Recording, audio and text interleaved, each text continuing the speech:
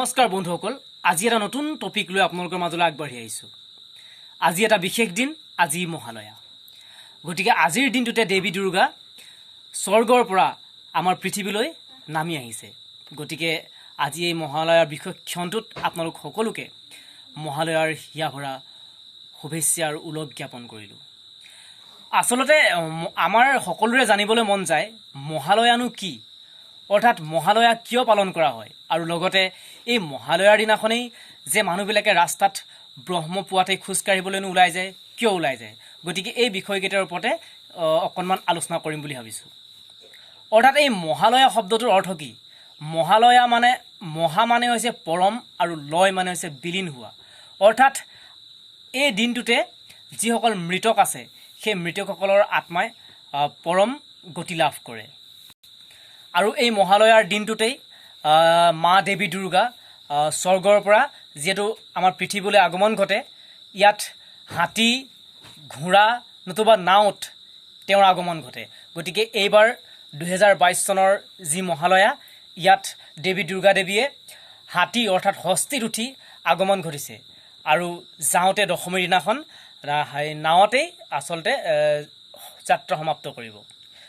আৰু দেৱী দুৰ্গা দেৱীয়ে মহালয়াৰ দিনটোৰ পৰাই 9 দিন একেৰাহে মহিষাসুৰৰ লগত যুদ্ধ কৰি 10 নম্বৰ দিনাখন মহিষাসুৰক পৰম গতি লাভ কৰাইছিল। হিন্দু ধৰ্মাৱলম্বী লোকসকলৰ কাৰণে এই দিনটোৰ এটা বিশেষ মহত্ব আছে। এই দিনটোতে পূৰ্বপুৰুষসকলৰ পিণ্ডদান দিয়াৰ শেষৰ দিন বুলি ধৰা হয়, আৰু কোনোবা ব্যক্তিয়ে যদি তেওঁৰ নিৰ্দিষ্ট সময়ত পিণ্ডদান কৰিব নোৱাৰে, তেন্তে আজিৰ এই মহালয়া দিনটোতে পিণ্ডদান কৰিব পাৰে। এই মহালয়াৰ পুৱাই মানুহবিলাক কিয় ৰাজপথলৈ আচলতে ওলাই আহে, ইয়াৰো এটা বিশেষত্ব আছে। কথিত আছে যে মহালয়াৰ পুৱাই মানুহবিলাকে যদি ব্ৰহ্মপুৱাতে উঠি গা পা ধুই ৰাজপথলৈ ওলাই আহে, তেন্তে শুভ ফল অৰ্থাৎ ভাল ফল লাভ হয় বুলি এটা কথিত আছে। আৰু যিসকল ব্যক্তিয়ে এই মহালয়াৰ দিনটো দেৰিলৈকে শুই থাকে, তেওঁলোকৰ জীৱনত নেতিবাচক প্ৰভাৱ পৰিব পাৰে, অৰ্থাৎ বেয়া প্ৰভাৱ পৰিব বুলি কথিত আছে।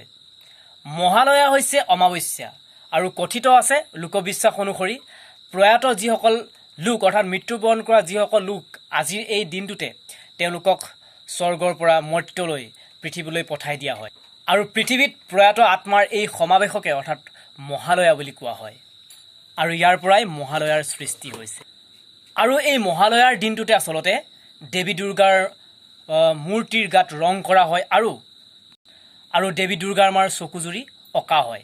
গতিকে আজিৰ এই দিনটোৰ বিশেষত্ব ইমানেই, আৰু বহুত বিশেষত্ব আছে আজিৰ এই দিনটোত, কিন্তু মোৰ যিখিনি অধ্যয়ন আছিল এই অধ্যয়নৰ পৰা আপোনালোকৰ আগত এইকণে অৱগত কৰিলোঁ।